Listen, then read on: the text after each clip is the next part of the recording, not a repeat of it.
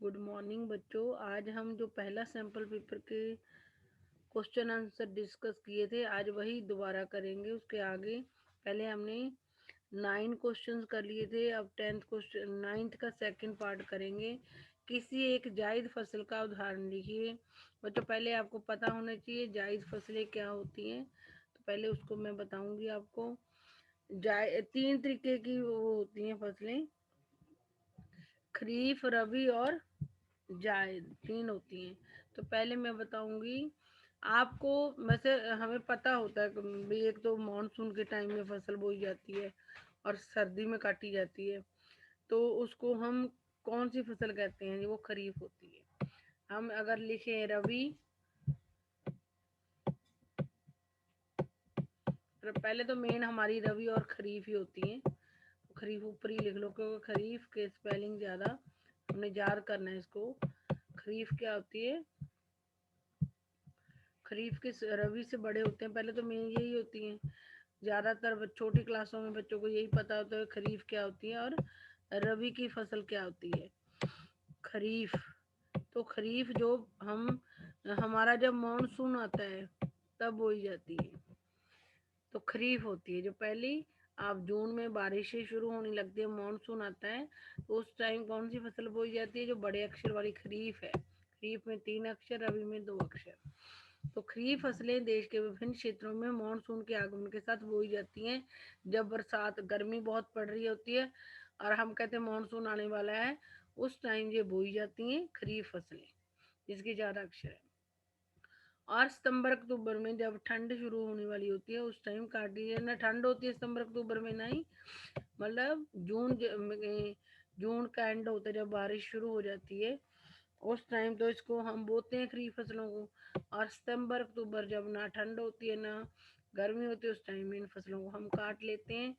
तो इस ऋतु में बोई जाने वाली मुख्य फसलों में जो हम आम फसलें खाते हैं, जो खाते हैं चावल, मक्का का जो भुट्टा वगैरह खाते हो, ज्वार, बाजरा, जितने भी ये अनाज है, तुर, अरहर की दाल जिसकी आप वो बनाते हो, सांबर की दाल कहते हैं जिसको, मूंग और उड़द, कपास से बने कपड़े पहनते हैं हम, जूट, थैले, मूंगफली, सोयाबीन, ये वो वाली सारी चीजें हैं जो बरसात के दिनों में जो बोई जाती हैं। जो हम चावल बहुत शौक से खाते हैं, मक्का, कच्चा मक्के को बनाकर भी और भुट्टे के रूप में भी।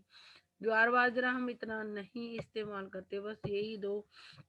ज्वार बाजरा लेकिन जानवरों को, जो पशु होते हैं दूध देने वाले, उनको खिलाया जाता है ज्वार बाजरा। तो अरहर की दाल होती है जो कि हम वो बनाते हैं, सांभर बनाने के काम आती है। मूंग तो आपको पता, हरी छिलके वाली मूंग, पीली मूंग, ये जो आप खाते हो। उड़द दाल भी हम हमेशा कपास के कपड़े के रेशे से कपड़ा बनता है हमारा, जूट के थैले इस्तेमाल करते हैं। मूंगफली आप सर्दी में खाते ही हो। और सोयाबीन भी, आजकल सोयाबीन हर बच्चा चावल में डालकर खाता है। सोयाबीन वैसे तो वो होता है, लेकिन सोयाबीन की बड़ी आती है, तो सोयाबीन बच्चे बड़े शौक से खाते हैं हर चीज में मिला के। तो खरीफ, हमने अक्षर देखने हैं किसके बड़े हैं। खरीफ हमने, गर्मी पड़ती है जब मानसून आती है, पहले वहीं से शुरू करना है कि हमारी फसल, खरीफ फसलें बोई जाती हैं। खरीफ फसलें आपको याद करनी है जो हम खाते हैं सितंबर अक्टूबर में। चावल, मक्का आप बहुत शौक से खाते हो। और ये तुर्क, आप सांबर की दाल होती है जो अरहर की दाल भी कहते हैं उसको, ये सांबर, चावल, मक्का बहुत शौक से खाते हैं बच्चे। मूंग, उड़द, ये हमारे घर में बनती हैं दालें।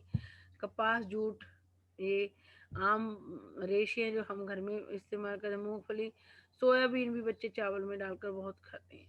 मूंगफली सर्दी में खाई जाती है, उसी टाइम ये काटी जाती है। तो ये ज्वार बाजरा हम पशुओं को डाल के दूध निकालते हैं उनका। तो ये खरीफ फसलें आपने याद भी करनी है बच्चों। कब बोई? मानसून के, जब मानसून आता है उस टाइम बोई जाती हैं और सितंबर अक्टूबर में काट ली जाती हैं। चावल की खेती मुख्य रूप से असम, पश्चिमी बंगाल, उड़ीसा, आंध्र प्रदेश, तेलंगाना, तमिलनाडु, केरल और महाराष्ट्र, विशेषकर कौन कौन तटीय क्षेत्रों, उत्तर प्रदेश और बिहार में की जाती है। हमने इतना नहीं करना बच्चों, अभी मैं आपको खरीफ की फसलों का बता रही हूँ, कब बोई जाती हैं, कब काटी जाती हैं और कौन कौन सी होती हैं। अब चलते हैं रबी की फसल की तरफ। और ये चीज भी वन वर्ड में आती है बच्चों कि पिछले कुछ वर्षों में चावल पंजाब और हरियाणा में बोई जाने वाली महत्वपूर्ण फसल बन जाती है। तो चावल जो पंजाब हरियाणा में महत्वपूर्ण फसल है, लेकिन ये पंजाब में वाणिज्य फसल है। ये व्यापार के लिए की जाती है, व्यापार के लिए। लेकिन ये खाद्य फसल कहाँ पे है? वहाँ पे बंगाल में, पश्चिमी बंगाल में ये खाने के लिए उगाया जाता है, लेकिन पंजाब और हरियाणा में व्यापार के लिए उगाया जाता है, व्यापारिक फसल है। अब हम आगे बढ़ते हैं। असम, ये तो हमने जरूरत ही नहीं। अब हमें पता होना चाहिए रबी की फसलें क्या होती हैं। रबी और खरीफ फसल ऋतु, रबी की फसल इधर वाले पेज पे है। तीन त्रिशस्य ऋतुएं, भारत में 3 शस्य ऋतुएं हैं। तो 3 शस्य ऋतुएं कौन सी हैं? अगर आज 3 शस्य ऋतुएं बताएं तो ये होती हैं। अपने भारत की भौतिक विविधताओं और संस्कृतियों की बहुलताओं के संबंध में अध्ययन किया है। और संस्कृतियों, भौतिक विविधताएं आपने देखा, कहीं हमारे पहाड़ है, कहीं धरती वो प्लेन है, कहीं ये है पठार है। तो अब हम आगे के ये देश की कृषि पद्धतियों और शस्य प्ररूपों में प्रतिबिंबित भी होता है। जो हमारी कृषि पद्धतियां हैं, शस्य प्ररूप है, उसमें हमारी जो संस्कृतियों की विविधता, भौतिक विविधता है, वो दिखती भी है। इसलिए देश में बोई जाने वाली फसलों में अनेक प्रकार के खाद्यान्न और रेशे वाली फसलें हैं। जो हमारे देश में अलग अलग फसलें बोई जाती हैं, कईयों से धागा मिलता है और कहीं से खाने वाला अनाज मिलता है। तो फल, फसल, सब्जियां, फल, मसाले इत्यादि शामिल है। भारत में 3 शस्य ऋतु हैं। अगर आगे कितनी शस्य ऋतु है? 3। रबी, खरीफ के बारे में मैंने आपको बता दिया, मानसून के आगमन पे बोई जाती है, सितंबर अक्टूबर में काटी जाती है। कौन कौन सी फसलें हैं? और जायद। रबी फसलों को शीत ऋतु में, जैसे हम अक्टूबर नवंबर में खरीफ को काट लेते हैं, तो उसी टाइम अक्टूबर तक तो वो काटी जाती है खरीफ वाली, और अक्टूबर से दिसंबर के मध्य बोया जाता है। अक्टूबर से दिसंबर के मध्य में रबी फसलों को यानी कि ठंड के दिनों में बोया जाता है, और ग्रीष्म ऋतु में अप्रैल जून के मध्य में काटा जाता है। अप्रैल से लेके जून के मध्य तक काटा जाता है, क्योंकि फिर जून के मध्य तक इनको काट लिया जाता है, क्योंकि जून के लास्ट वीक में ही मानसून आ जाता है। खरीफ की फसल बोनी होती है। गेहूं, जौ, मटर, चना, सरसों, ये वो दानेदार से वो है। गेहूं भी दाना होता है, जौ का भी गेहूं जैसा ही होता है। मटर, चना और सरसों कुछ रबी, ये रबी फसलें भी कम है, उसका नाम भी कम है, लेकिन वो खरीफ बड़ा है, उसकी फसलें भी ज्यादा है। गेहूं, चना, मटर, चना, गेहूं, जौ, मटर, चना, सरसों कुछ रबी फसलें हैं। ये सर्दी ऋतु में अक्टूबर से, क्योंकि अक्टूबर तक खरीफ की काटी जाती है, तो अक्टूबर से लेकर दिसंबर के मध्य तक ये बोई जाती हैं, और अप्रैल से लेकर जून के मध्य तक ये काट ली जाती हैं। ये 5 है: गेहूं, जौ, मटर, चना, सरसों। अब आपको मैं जायद फसलें बताती हूँ कौन सी होती हैं।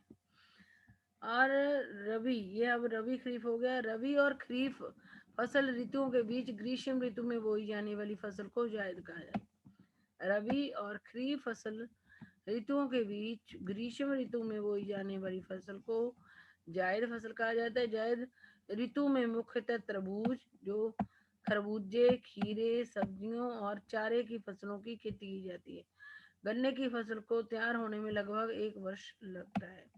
गन्ने की भी जायद में आती होगी, लेकिन इसको 1 साल लग जाता है। तो हमें बस जायद फसलें करनी है, जो हम गर्मियों में खाते हैं, तरबूज, खरबूजा, खीरे, सब्जियां और चारे की फसलें होती है, ये जायद फसलें होती हैं। तो आपने वहां पर एक नाम देना, तरबूज, खीरा या खरबूजा लिख सकते हो वहां। एक जायद पर तरबूज, खीरा या खरबूजा लिख सकते हो। तरबूज, खीरा या खरबूजा लिख सकते हो। खीरा, कोई भी एक फसल लिख सकते हो इनमें से। वायु प्रदूषण की रोकथाम हेतु एक उपाय सुझाइए। पहले अब आपको मैं वायु प्रदूषण के कारण, उससे होने उनका क्या, वायु प्रदूषण के कारण क्या होते हैं, यानी कि हमारी एयर पोल्यूशन के कारण क्या होते हैं ये पढ़ेंगे। तो वायु प्रदूषण के कारण क्या होता है, कारण क्या होते हैं। भारत में बहुत सारे उद्योग और पावर प्लांट है। उद्योग तो आपको पता ही है, जहाँ वस्तुएं बनाई जाती हैं, और पावर प्लांट है, पावर प्लांट जहाँ से मतलब इलेक्ट्रिसिटी पैदा की जाती है। यहाँ से दूषित धुएं का उत्सर्जन का मतलब, यहाँ से उद्योगों और पावर प्लांट से क्या है, भारत में बहुत सारे उद्योग और पावर प्लांट हैं, उनमें से क्या निकलता है, धुआं निकलता है। और ये धुआं हवा में मिलकर हवा को भी प्रदूषित करता है। जो धुआं होता है वो तो हवा को भी पोल्यूट करेगा। यही कारण है कि पावर प्लांट और उद्योगों के कारण अत्यधिक मात्रा में वायु प्रदूषण होता है। उद्योग और पावर प्लांट के भारत में बहुत से हैं, इनमें से दूषित धुआं निकलता है, जिसके कारण हवा हमारी दूषित हो जाती है, एयर पोल्यूशन होता है, यानी कि वायु प्रदूषण होता है। नंबर 2, ये बच्चों आप कर लेना कि पेपर में बहुत ये आ जाते हैं, वैल्यूएड क्वेश्चन में आ जाते हैं, वायु प्रदूषण किसे कहते हैं। तो एक तो उद्योग और पावर प्लांट बहुत सारे, उनमें से निकलने वाले धुएं के कारण हवा हमारी गंदी हो जाती है, प्रदूषित हो जाती है। नंबर 2, बढ़ती आबादी के साथ साथ हमारी जरूरतें भी बढ़ रही हैं, और लोगों के पास निजी वाहन भी बढ़ रहे हैं। सार्वजनिक मतलब निजी वाहन मतलब, जैसे जैसे लोगों की संख्या बढ़ रही है, तो हर बंदे को होता है कि मेरे पास अपनी गाड़ी हो, स्कूटर हो, कार हो, मतलब अपना व्हीकल हो, जिससे वो आसानी से एक जगह से दूसरी जगह जा सके। तो सार्वजनिक वाहन होते हैं जो सरकार चलाती है हमारी सुविधा के लिए। इस जगह निजी वाहनों का इस्तेमाल करने से गाड़ियों से निकलने वाला दूषित धुआं हवा में प्रदूषण फैलाता है। आबादी बढ़ रही है, आबादी बढ़ने से क्या होता है जो निजी वाहन है, लोग, आबादी बढ़ेगी, वैसे तो अगर कम आबादी होगी तो निजी वाहन भी कम होंगे। जब आबादी बढ़ेगी तो लोगों के अपने वाहन जो होते हैं वो ज़्यादा बढ़ेंगे, और ज़्यादा लोग गाड़ियां रोड पे चलाएंगे, तो जो वाहनों से निकलने वाला धुआं है वो हवा को पल्यूट करेगा। हवा मतलब निजी वाहन, लोगों के अपने, अपनी गाड़ियां, अगर जनसंख्या कम होगी तो कम होंगे रोड पे, अगर ज्यादा होंगी तो ज्यादा होंगे, और ज्यादा धुआं निकलेगा और हवा ज्यादा प्रदूषित होगी। निजी वाहनों का इस्तेमाल करने से गाड़ियों से निकलने वाला दूषित धुआं हवा में प्रदूषण फैलाता है। यही कारण है कि आजकल लोग घरों से बाहर निकलते समय मास्क या कपड़े हाथ से नाक और मुंह ढककर निकलते हैं। सॉरी बच्चों, मतलब कि जब धुआं जो गाड़ियों से निकलता है वो हवा को दूषित कर देता है, तो उससे क्या होता है, हवा में ज़्यादा गंदगी होती है, जिसके कारण लोगों को मुंह पे मास्क लगाकर या नाक और मुंह को ढककर बाहर निकलना पड़ता है। क्योंकि गंदी हवा अगर हमारे अंदर जाएगी तो हमें बहुत सारी बीमारियां हो सकती हैं। ताकि दूषित हवा में मौजूद प्रदूषण के तत्वों से खुद की सुरक्षा करी जा सके, तभी इसलिए लोग नाक और मुंह ढककर निकलते हैं। कारखानों और फैक्ट्रियों की चिमनियों से लगातार भारी मात्रा में कार्बन मोनोऑक्साइड एवं अन्य रासायनिक धुएं का उत्सर्जन होता है। कारखाने और उद्योग अलग अलग होते हैं। कारखानों में हमेशा या फैक्ट्रियों में चिमनियां लगी होती हैं, जो उसके अंदर जो धुआं बनता है उसको बाहर निकालने।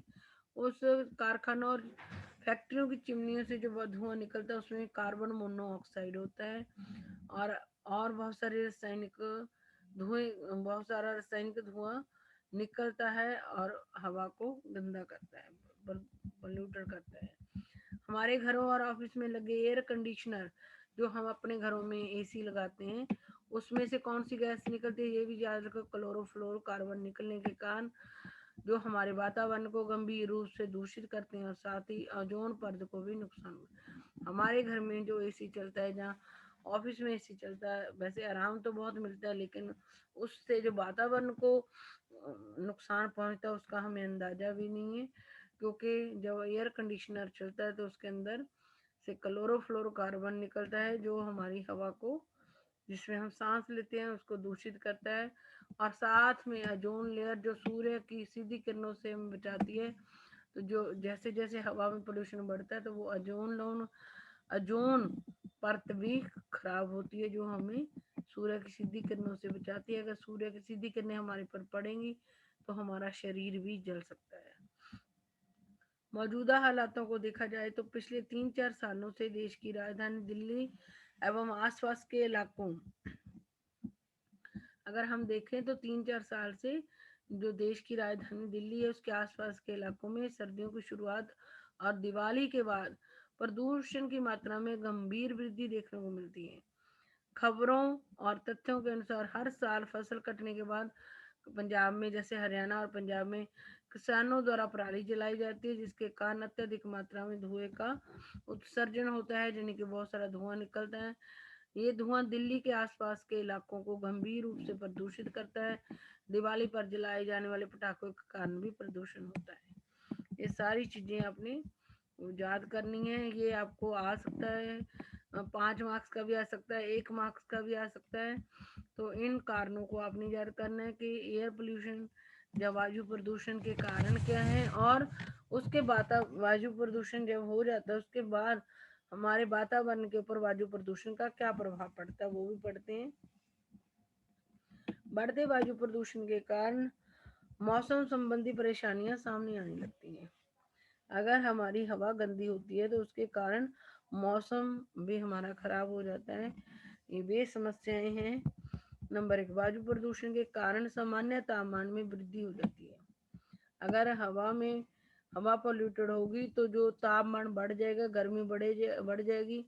और हम देख रहे हैं कि पिछले 10 सालों से सर्दी का जो मौसम है वो लगातार घटता जा रहा है। सर्दी कम पड़ती है आजकल। जब से पोल्यूशन बढ़ रहा है तो तापमान बढ़ रहा है, जिसके कारण सर्दियों में ठंड कम पड़ती है।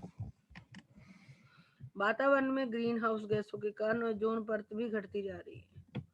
वातावरण में जो ग्रीन हाउस गैस होती है उसके कारण जो पोल्यूट करती है हमारी उसको, हवा को, उसके कारण ओजोन परत घटती, जिससे तापमान में वृद्धि होती है। मतलब जो वातावरण में ग्रीन हाउस गैस है जो बढ़ती, जिसके कारण हमारी ओजोन परत कमजोर हो रही है, उसके और सूर्य की सीधी किरणें पृथ्वी पर पहुंच रही है, जिससे हमारा तापमान बढ़ रहा है। इसी को हम ग्लोबल वार्मिंग की तरफ बढ़ रही है। वातावरण में मौजूद प्रदूषकों के कारण मानव स्वास्थ्य पर भी गंभीर असर। अगर वातावरण में गंदगी होगी, हमारी हवा जो जिसमें हम सांस लेते हैं वो गंदी होगी, तो हमारे स्वास्थ्य पर भी उसका बुरा असर पड़ता है। और प्रदूषण के कारण लोगों को स्वास्थ्य संबंधी बीमारियां भी हो रही हैं। दूषित हवा में जाने से सांस लेने में परेशानी, सीने में जकड़न, आंखों में जलन आदि जैसी समस्याएं हो जाती हैं। ये बच्चों, आप लोग ढंग से इनको वीडियो को बार बार सुनोगे तो आपका, वैसे तो अगर कोई हमें सीधा ही कह दे कि वायु प्रदूषण पे लिखो तो हम मतलब इधर उधर से जो दिमाग में आता है वो लिख देते हैं। अगर इस वीडियो को सुनोगे तो वायु प्रदूषण के जो कारण है और उसके क्या असर पड़ते हैं वातावरण पे वो भी समझ आएंगे और उपाय भी समझ आएंगे। जाने माने अखबार दी टेलीग्राफ के अनुसार दुनिया के 10 सबसे प्रदूषित शहरों में से 9 शहर भारत में ही है। अखबार दी टेलीग्राफ के अनुसार दुनिया में 10 शहर हैं जो सबसे ज्यादा पोल्यूटेड हैं, उनमें से 9 शहर भारत में आते हैं। हम मतलब दुनिया में जो सबसे ज्यादा पोल्यूटेड शहर है, प्रदूषित शहर है, वो भारत में है। ये खबर भारत के लिए बेहद गंभीर है कि हम हर रोज इतनी प्रदूषित हवा में सांस लेते हैं। हालांकि वायु प्रदूषण से बचाव के उपाय भी, जिन्हें हर व्यक्ति निजी स्तर पर अपनाना शुरू करे तो ये प्रदूषण कम किया जा सकता है। ये हमारे लिए एक खतरे की घंटी है कि दुनिया के 10 प्रदूषित शहरों में से 9 प्रदूषित शहर भारत में है। और इसका अंदाजा लगाया सकते कितना भारत में पोल्यूशन है और कितने भारत के लोगों को उस पोल्यूशन के कारण बीमारियों का सामना करना पड़ता होगा और पड़ता है। बहुत सारी बीमारियां भारत में लोगों को सांस संबंधी जो हवा, गंदी हवा उनके फेफड़ों में जाने के कारण होती है।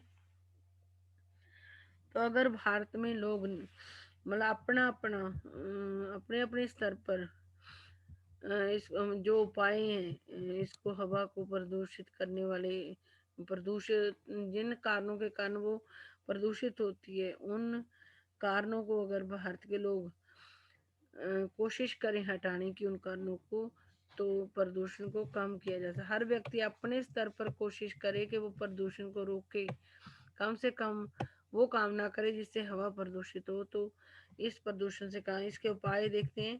यह है कुछ वायु प्रदूषण से बचाव के उपाय। निजी वाहनों की जगह सार्वजनिक वाहनों का इस्तेमाल करें। मतलब सभी को होता है कि हम अपने वाहन से ही ऑफिस जाएं, अपने वाहन से कहीं भी जाना अपने वाहन से। तो अगर प्रदूषण को कम करना है तो जो सभी के लिए वाहन चलते हैं उन्हीं वाहनों, सार्वजनिक वाहनों में सरकार द्वारा चलाई गई गाड़ियां, ऑटो वगैरह जो होते हैं उनसे ही हमें सफर करना चाहिए। क्योंकि सड़क पर जितनी कम गाड़ियां रहेंगी उतना कम प्रदूषण होगा। अपने बच्चों को निजी वाहन से स्कूल छोड़ने की जगह उन्हें स्कूल में कि बस में जाने के लिए प्रोत्साहित करें। खुद भी ज़्यादा से ज़्यादा सार्वजनिक वाहनों का इस्तेमाल करें। अपनी गाड़ी का इस्तेमाल करने की जगह सार्वजनिक वाहनों का इस्तेमाल करें। जितनी कम गाड़ियां सड़क पर होंगी उतना कम प्रदूषण होगा। अपने बच्चों को निजी वाहन से स्कूल छोड़ने की जगह उन्हें स्कूल बस से जाने के लिए प्रोत्साहित करें। जहाँ तक मुमकिन हो खुद भी ऑफिस जाने के लिए सार्वजनिक वाहनों का इस्तेमाल करें। आप साइकिल का भी इस्तेमाल कर सकते हैं, क्योंकि साइकिल से पर्यावरण को नुकसान भी नहीं होता और आपका स्वास्थ्य भी ठीक रहेगा। 3 कारण आगे देखो, आप अपने निजी वाहन का इस्तेमाल ना करके सार्वजनिक करोगे तो रोड पे कम वाहन हो गए। अपने बच्चे को भी अपने निजी वाहन से ना छोड़े, स्कूल की बस से छोड़े, तो इससे भी रोड पर कम वाहन हो गए तो धुआं कम निकलेगा और हवा प्रदूषित कम होगी। और अगर आप साइकिल से जाओगे तो साइकिल से क्या होगा, तो साइकिल से तो धुआं निकलता नहीं। आपके उसको साइकिल चलाने से आपकी एक्सरसाइज भी हो जाएगी, प्लस प्रदूषण भी कम हो जाएगा। नंबर 2, हमारी दैनिक जरूरतों को पूरा करने के लिए इस्तेमाल होने वाली बिजली उत्पन्न करने के लिए जीवाश्म ईंधन का उपयोग किया जाता है, जिससे निकलने वाला धुआं हमारे वातावरण के लिए बेहद खतरनाक होता है। जैसे कि कोयले से जब बिजली उत्पन्न की जाती है तो क्या होता है, तो कोयले को जलाया जाता है, उससे धुआं पैदा होता है और उससे हमारी हवा गंदी होती है। इस तरह के प्रदूषण से बचने के लिए जो मतलब हमारे जरूरी तो है इलेक्ट्रिसिटी प्रोड्यूस करना, लेकिन इलेक्ट्रिसिटी को इस तरीके से प्रोड्यूस किया जाए कि हमारे जो वातावरण हमारा प्रदूषित ना हो। इस तरह के प्रदूषण से बचने के लिए आपको सौर ऊर्जा का मतलब कोयले से जो ऊर्जा बनती है उसकी जगह हमें क्या करना चाहिए, सूर्य से जो ऊर्जा मिलती है उसी से इलेक्ट्रिसिटी पैदा होती भी है आजकल, होने लगी है। सूर्य की रोशनी से भी हम ऊर्जा पैदा करते हैं, इलेक्ट्रिसिटी पैदा की जाती है, जिससे आपके पैसे भी बचेंगे और पर्यावरण को भी नुकसान नहीं होगा। सोलर पैनल लगाए जा रहे हैं। बहुत सारे लोग अगर सोलर पैनल लगा लिए जाए तो सूर्य की किरणों से वो रोशनी इलेक्ट्रिसिटी बना के आपके घर के उसको चलाएगा, तो आपका जो बिजली का बिल आता है वो भी नहीं आएगा।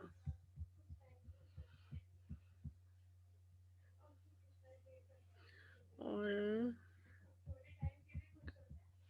पैसे बचेंगे अगर सूर्य से कोयले वगैरह से इलेक्ट्रिसिटी ना पैदा करके आप सूर्य से इलेक्ट्रिसिटी पैदा करेंगे तो प्रदूषण भी कम होगा, प्लस आपके पैसे भी बचेंगे। घरों में सोलर पैनल लगवाने के साथ साथ आप सौर ऊर्जा पर चलने वाले वाहनों का भी इस्तेमाल कर सकते हैं, जिससे डीजल या पेट्रोल का भी की भी जरूरत नहीं होती। सौर ऊर्जा पर चलने वाले वाहनों से दूषित गैस नहीं निकलने की समस्या नहीं होती। और पर्यावरण के लिए साइकिल के बाद सोलर वाहन भी सबसे ज़्यादा फायदेमंद है। सूर्य से चलने वाले वाहन भी आ गए हैं, उनको चलाएंगे तो हमारी जो पेट्रोल वगैरह का खर्चा वो भी नहीं होएगा, प्लस हमारे पैसे बचेंगे और हमारे वातावरण को भी नुकसान नहीं पहुंचेगा। अगर आप निजी वाहन का प्रयोग करते हैं तो आपको कार पुलिंग करनी चाहिए। अगर आप 2 4 3 4 दोस्त इकट्ठे अलग अलग गाड़ियां लेकर ऑफिस जाते हैं तो एक ही गाड़ी में भी जा सकते हो। अब कार पुलिंग में भी आप एक ही कार में अन्य लोगों को भी बिठा कर ले जा सकते हैं, ताकि सबको अपने निजी वाहनों का इस्तेमाल ना करना पड़े और प्रदूषण भी कम हो सके। खर्चा भी कम होएगा, प्लस प्रदूषण भी कम होगा। अपने बगीचे की सूखी पत्तियों को जलाने की जगह उनका खुद खाद बनाकर बगीचे में इस्तेमाल करें। मतलब कई लोग जिन्होंने घर में पौधे लगा रखे होते हैं गमलों में, तो वो पत्तियां जला देते हैं। उन पत्तियों को जलाकर जलाएं ना उसको। सुखाकर खाद बना लें और पौधों में डाल दें। इससे आपके पेड़ पौधों को भी फायदा होगा और पत्तियां जलाने से धुआं भी नहीं होगा। केंद्र एवं राज्य सरकारों को पर्यावरण संरक्षण से संबंधित कानून बनाने चाहिए ताकि ज़्यादा से ज़्यादा जनता प्रदूषण की समस्या को गंभीरता, मतलब हमारी केंद्र सरकार को भी, राज्य सरकारों को भी हमारे वातावरण को सुरक्षित करने के लिए, उसको संरक्षण देने के लिए, ताकि वो प्रदूषित ना हो, कुछ कानून बनाने चाहिए ताकि ज़्यादा से ज़्यादा जो लोग अब प्रदूषण की समस्या को गंभीरता से ले सके और वायु प्रदूषण का निवारण हो सके। दिल्ली सरकार द्वारा ऑड इवन वाली स्कीम हर साल अपना सकारात्मक प्रभाव दिखाती है। वायु प्रदूषण वैश्विक स्तर पर गंभीर समस्या बन चुका है। वायु प्रदूषण के कारण वैश्विक स्तर यानी कि पूरे विश्व में गंभीर समस्या बन चुका है। वायु प्रदूषण के कारण विभिन्न स्वास्थ्य समस्याएं हो रही हैं। आपको भी हेल्थ की समस्या होती है और साफ हवा में खुलकर सांस लेना मैं एक ख्वाब बनकर रह गया है। इतना प्रदूषण हो चुका है, हवा इतनी प्रदूषित हो चुकी है कि साफ हवा में सांस लेना एक सपना बनकर रह गया है। हालांकि ऊपर बताए गए सभी उपायों को ध्यान में रखकर आप वायु प्रदूषण को रोक सकते हैं और ऐसे भारत का निर्माण कर सकते हैं जहाँ खुली हवा में सांस लेना स्वास्थ्य पर भारी ना पड़े। तो आगे देखते हैं। मैंने एक उपाय था लेकिन मैंने आपको कारण, उपाय और उनके होने वाले प्रभाव सब बता दिए। ये वाला आपका है तो 1 वर्ड का था लेकिन उसमें मैंने 5 और 3 सब समझा दिए हैं। अगर आप इसको वीडियो को बार बार देखोगे तो ये चीज़ भी आपको फायदेमंद होगी। अब जल प्रदूषण की एक बार ये रुक जाओ, हम बाद में पढ़ते हैं, पहले ये और कर लेते हैं थोड़ा सा। वो लगेगा 1 वर्ड करके आसान लगेगा। मान लीजिए आपको दिल्ली से चेन्नई आपातकालीन चिकित्सा सहायता हेतु जाना है। दिल्ली से आप पता, दिल्ली ऊपर है पंजाब हरियाणा के पास, और जो चेन्नई है वो नीचे बिल्कुल केरला के पास चली जाती है। तो बहुत ज़्यादा लंबा रास्ता है। अगर आपातकालीन चिकित्सा सहायता का मतलब इमरजेंसी आ गई है आपकी हेल्थ के लिए, तो अगर आपने इलाज करवाने दिल्ली से चेन्नई जाना है तो आप कौन से उसके परिवहन के द्वारा जाओगे। इस प्रकार की आपातकालीन चिकित्सीय परिस्थितियों में परिवहन का कौन सा साधन आपके लिए अधिक साबित होगा।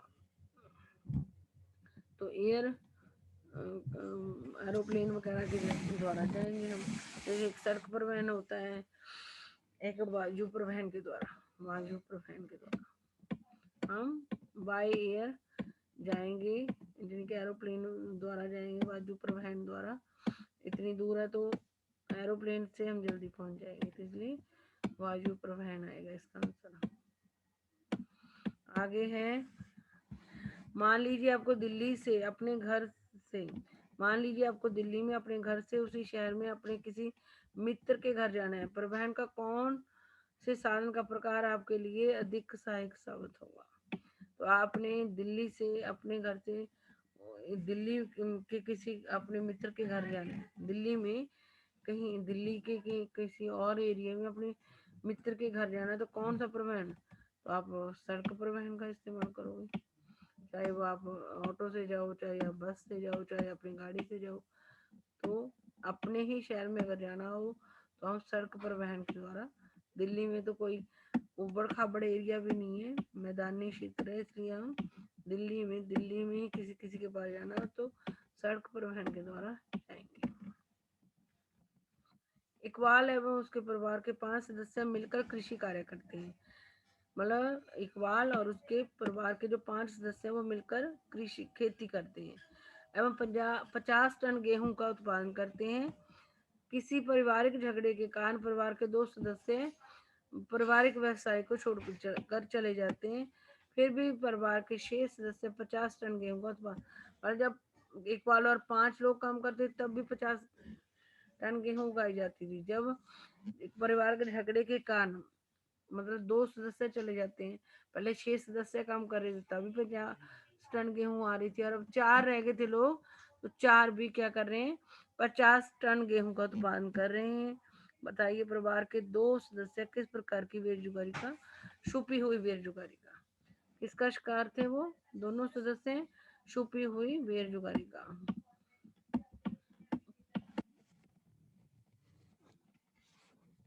किसका वो शिकार थे? छुपी बेरोजगारी का।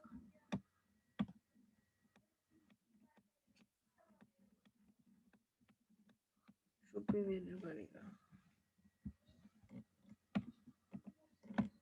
छुपी बेरोजगारी पाई जाती है, मतलब जब कहीं पे जो उत्पादन हो रहा है, कुछ व्यक्तियों को जो काम कर रहे हैं उनमें से हटाने के बाद भी उतना ही उत्पादन होता है, तो इतने जो हटे हुए व्यक्ति थे वो छुपे हुए बेरोजगार थे, हमें पता नहीं चल रहा था। या अल्प बेरोजगारी भी कहते हैं, छुपी हुई बेरोजगारी या अल्प बेरोजगारी। अल्प का मतलब कि मतलब वो अपनी क्षमता से कम काम कर रहे थे। बेरोजगार, ये ठीक करके लिख लेना, बेरोजगार, अल्प बेरोजगारी या छुपी हुई बेरोजगारी। कौन सी दलीय व्यवस्था को लोकतंत्र के लिए अच्छा नहीं माना जाता? एक दलीय शासन व्यवस्था को, एक दलीय शासन व्यवस्था को लोकतंत्र के लिए अच्छा नहीं माना जाता। एक दलीय शासन व्यवस्था को।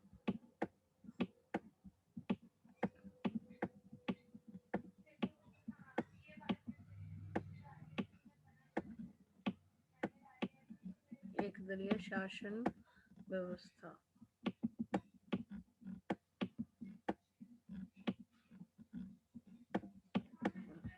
यूरोपियन यूनियन का मुख्यालय कहाँ पर स्थित है? यहाँ पे ब्रुसेल्स में। ये देखो लिखा है, जब बेल्जियम और हमने पढ़ा श्रीलंका, श्रीलंका में अच्छी वो नहीं हुई थी सत्ता की साझेदारी, तो वहाँ गृह युद्ध हो गया था, लेकिन जो बेल्जियम था यूरोप का देश, वहाँ पर सत्ता की साझेदारी अच्छी से हुई थी, इतनी अच्छी से हुई थी कि पूरे यूरोप के लिए वो मॉडल बन गया था। तो लोगों ने क्या करा था, जो यूरोप के देश थे उन्होंने जो बेल्जियम की राजधानी थी ब्रुसेल्स, उसको मुख्य यूरोपीय संघ बनाने का फैसला किया, तो ब्रुसेल्स को उसका मुख्यालय चुना गया था। यूरोपियन कंट्रीज ने ब्रुसेल्स को यूरोप के देशों के संघ का मुख्यालय चुना था। ब्रुसेल्स मैंने आपको दिखा दिया।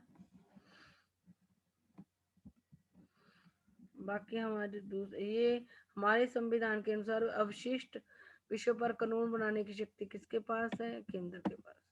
मतलब तीन हमारी सूची है, संघ सूची, राज सूची और समवर्ती सूची। संघ सूची वाले पर केंद्र बनाती है, और राज्य सूची पर राज्य कानून बनाते हैं, और समवर्ती सूची के विषय से होते हैं जिनके पर राज्य और केंद्र सरकार दोनों बना सकते हैं। लेकिन इन तीनों सूचियों के बनने के बाद जो विषय बाद में आए हैं, जैसे कि कंप्यूटर का विषय है, तो उसको उसके ऊपर कानून बनाने का किसका हक है? उसको बोला जाता है जो तीन सूचियां बनने के बाद जो विषय आए हैं उनको अवशिष्ट विषय कहा जाता है, और उनके ऊपर कानून बनाना किसके? केंद्र सरकार बना सकती है। केंद्र सरकार के पास वो विषय चले जाते हैं जो तीन सूचियों के बनने के बाद केंद्र सरकार। अब मैं आपको जो हमारा एक ऊपर आया था जल प्रदूषण के बारे में कारण और वो पढ़ाऊंगी कि जल प्रदूषण की रोकथाम हेतु एक उपाय सुझाइए। हमने वायु प्रदूषण पढ़ लिया था, अब जल प्रदूषण पढ़ेंगे। जल भी पर्यावरण का अभिन्न अंग है, आपको पता है जल के बिना कोई न पशु न पक्षी कोई भी जिंदा, फसलें भी नहीं उग सकती जल के बिना, तो पर्यावरण का अभिन्न अंग है, मनुष्य की मूलभूत आवश्यकताओं में से एक है। और जो जल है, जो तीन हमारी मूलभूत आवश्यकताएं हैं जो हमारी, उनमें से एक है जल। मानव स्वास्थ्य के लिए स्वच्छ जल का होना नितांत, मनुष्य के लिए कैसा जल होना चाहिए? वो भी पूरा साफ सुथरा जल होना चाहिए, तो ही मनुष्य स्वस्थ रह सकते हैं। जल की अनुपस्थिति में मानव कुछ दिन ही जिंदा रह पाता है।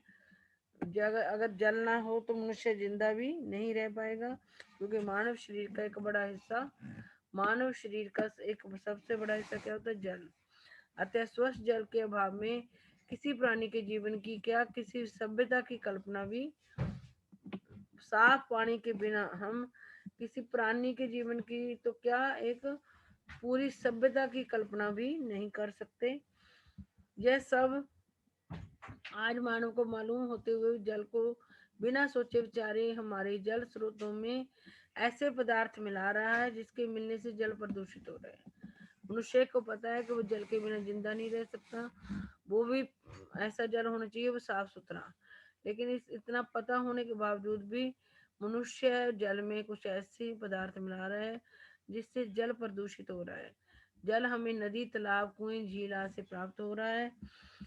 जनसंख्या वृद्धि हो रही है, जैसे जैसे उद्योग ज्यादा लग रहे हैं, उसके कारण क्या होता है, जो जल स्रोत हैं वो प्रदूषित, जैसे कि जनसंख्या बढ़ने से वाहन बढ़ रहे हैं तो वायु प्रदूषण होता है, ऐसे ही मनुष्यों के बढ़ने से और उद्योगों के ज्यादा बढ़ने से क्या हो रहा है, जल प्रदूषित हो रहा है, जिसका जो ज्वलंत प्रमाण है कि हमारी पवित्र पावन गंगा नदी, जिसका जल कई वर्षों तक रखने पर भी स्वच्छ व निर्मल रहता था, लेकिन आज यही पावन नदी गंगा क्या कई नदियां व जल स्रोत प्रदूषित हो रहे हैं।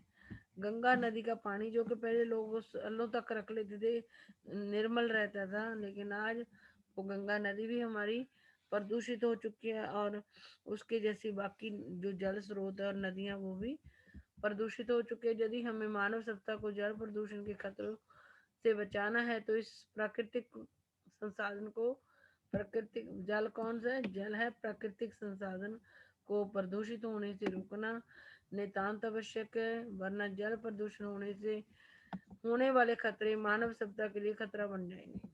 वरना जल प्रदूषण से होने वाले खतरे मानव सभ्यता के लिए खतरा बन जाएंगे। हमें ये जो जल है इसको प्रदूषित होने से बचाना जरूरी है। अगर इसको हमने प्रदूषित होने से नहीं बचाया तो मानव सभ्यता खतरे में पड़ जाएगी। अब इसके कारण पड़ते हैं, क्यों होता है जल प्रदूषण? औद्योगिक ज्यादा उद्योग लगने के कारण आज कारखानों की संख्या में वृद्धि हुई है, लेकिन इन कारखानों को लगाने से पूर्व इनके अवशिष्ट पदार्थों को नदियों, नहरों, तालाबों आदि किसी अन्य स्रोतों में बहा दिया जाता है। उनको लगाने से पूर्व जो उनमें से जो गंदगी निकलती है वो नदियां, नहरों और तालाबों आदि जो पानी के स्रोत हैं उनमें बहा दी जाती है, तो जिससे जल में रहने वाले जीव जंतुओं में, पौधों पर बुरा प्रभाव पड़ता है।